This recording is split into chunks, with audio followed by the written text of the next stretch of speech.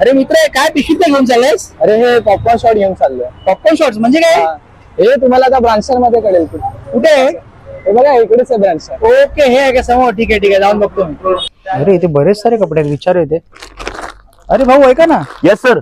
अरे खाली जो एक मुलगा बघितला मी, त्याच्याकडे पॉपकॉर्न शॉट्स होते काहीतरी. हे तुमच्याकडे बॅग घेऊन असं चाललं हा, होतं. बरोबर. तर बॅग होती सर ही.